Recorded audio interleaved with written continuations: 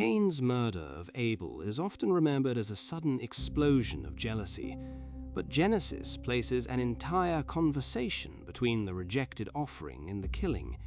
God sees Cain's anger, questions him, warns him that sin is crouching at the door, and tells him that it can be mastered. Then, in the very next scene, Cain takes Abel into the field. Why warn Cain before the murder, and why use such strange language instead of simply saying, "Do not harm your brother"? The first answer may be that Cain had not yet crossed the point of no return.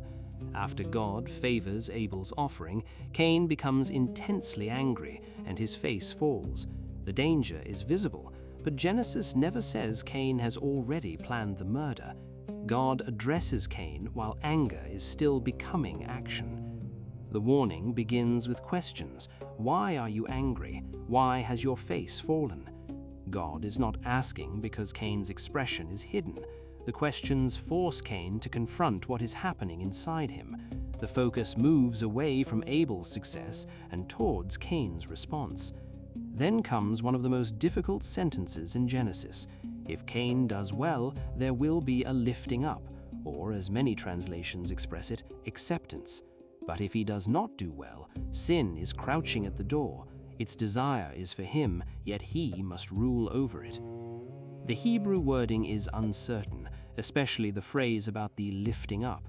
It may refer to Cain's fallen face being lifted again. It may mean that he can still be accepted. Either way, the rejection is not presented as a permanent sentence. Cain is being told that another outcome remains possible. This creates the first major interpretation of the warning. God is offering Cain a path back. If Cain changes what he is doing, his face does not have to remain fallen. The story does not describe a man rejected forever, but a man invited to respond differently. Yet the second half becomes darker. Sin is pictured as something crouching at an entrance, desiring to control Cain. The image resembles an animal waiting for the moment to spring. Cain's anger is no longer just an emotion, it has become a threshold. The door may not be a literal doorway, it marks the boundary between temptation and action. Cain is standing before it, and the warning arrives before he steps through. Some readers interpret the words mainly as an explanation of the failed offering. Others hear a warning about the violence that follows. The two ideas may not be separate.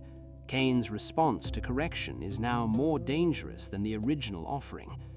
But that creates another troubling question. If God knew Abel was in danger, why warn Cain instead of stopping him? Genesis does not answer directly. What it emphasizes is Cain's agency.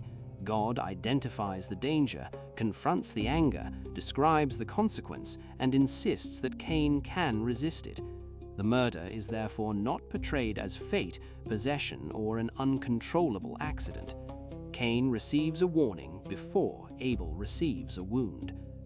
1 John later says Cain murdered Abel because his own actions were evil, while Abel's were righteous. That interpretation agrees with Genesis. The decisive problem is not merely disappointment, but what Cain chooses to do with it. God's warning also changes how the next verse is read.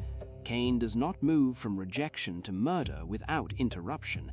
He moves past a direct appeal, an available alternative, and a clear description of the danger.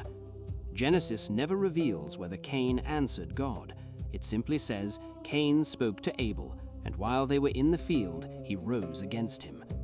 The silence feels deliberate. God warned Cain before Abel's death because the story wants the audience to see the moment when violence could still have been refused. The warning did not make Cain innocent, and it did not make the murder unavoidable. It made the choice unmistakable.